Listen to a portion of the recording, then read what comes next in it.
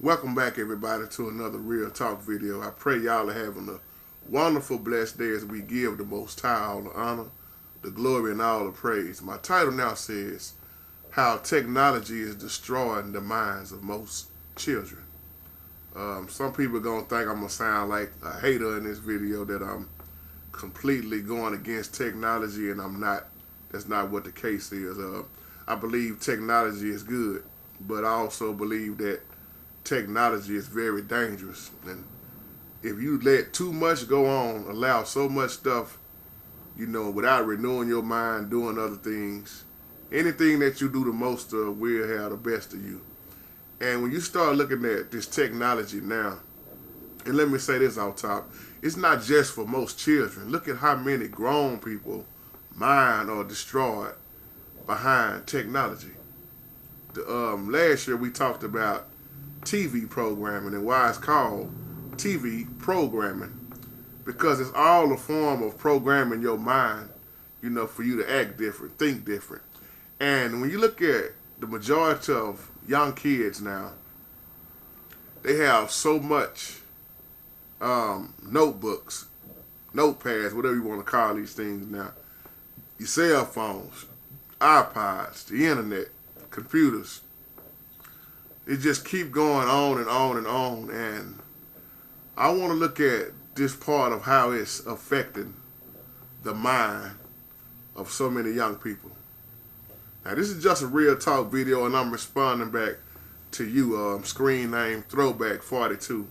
You said at the age of 42 years old, you wouldn't, think you would see what you're seeing now. And you said if you've been 35 and 40 and up, you should have been raised different than what you see now. And amen, brother. I can relate to everything you're saying, especially to the ones that's 40, 50, 60, 70. That's the thing. We was all raised different. Me personally, I can't relate to half of, not even a fourth of the stuff that I see going on now, because I wasn't raised up in technology like this. I was raised up old school. We didn't have cell phones and all these gadgets and gadgets that we see now. By the time I got internet, I was grown. And I'm looking at the way people allow their children to stay in these notepads, notebooks, whatever you call them once again, and stay in their cell phones. And I look at what it does to the mind. And a lot of people trying to figure out why my child acting this way, or why my little kid, he keep doing this, or it's what they programming in their mind. And let me just talk about myself, since we talking about growing up. Me and my brothers, I have 3 brothers, I have a twin brother. And my little brother, we 10 years apart, so he wasn't even around when I was growing up like that. Till later on, he got older. And I'm not ashamed of how I grew up, nor where I came from, because I used how I grew up to live and learn from it. We didn't have money like that. We grew up struggling. It was a struggle. Some get cut off, some get cut back on, some else get cut off. That was our life. But we had the best of times, my brother, when we didn't have money. See, we was creative. So when we didn't have money, we was creative. We made up our own games. We did our own stuff. When we was young, once again, we didn't have all these gadgets and notepads and all this stuff now. See, we would do stuff like go in the closet in the restroom and get mama's old sheets. And mama showed us how to tie those sheets to the bedpost. We made our own tents in the room, being creative. So a lot of children now don't have a clue on what I'm saying about that. We made our own little sheets, we made our own little tarps, and we played under that in the room. We didn't have a lot of toys. Mama would come in there and put our favorite little food up under there. We would play little cards, and stack dominoes and push them, see who can stack the dominoes the highest. All the kind of stuff that we did, and we had the best fun. We would invite people over. We would have slumber full of sleepovers, you know. And when we finally got a real tent, or we would borrow our uncle's tent, we would put that tent in the backyard and we would camp out in the backyard like we was in the woods somewhere. This before all this shooting and all this crazy stuff that started happening now.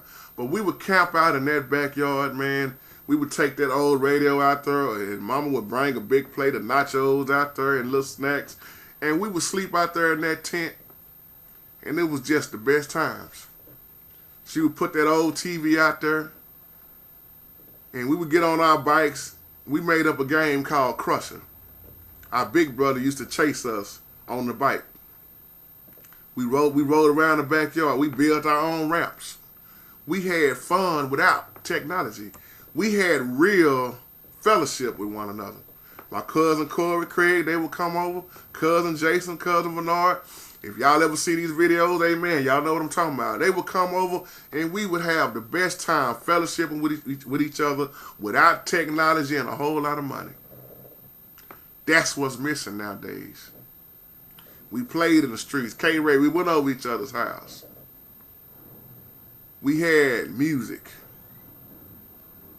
But now, all of that is being taken away from people. Really, I feel so sorry for a lot of children nowadays, because now it's Facebook. It's texting. I text you. You didn't text me back. It's tweeting. It's Instagram. It's video chat. It's live chat. It's such and such, etc., etc. Technology now has taken away real fellowship, even in grown people.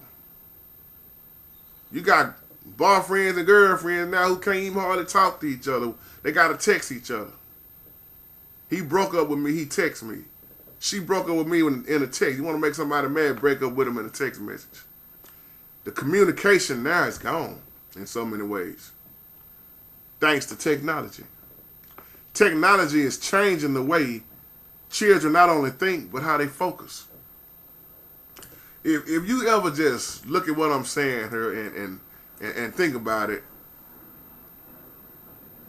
you see about 95% of young people now online.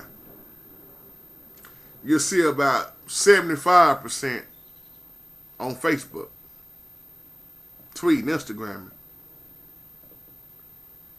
You see so many now who own their own cell phones at an early age.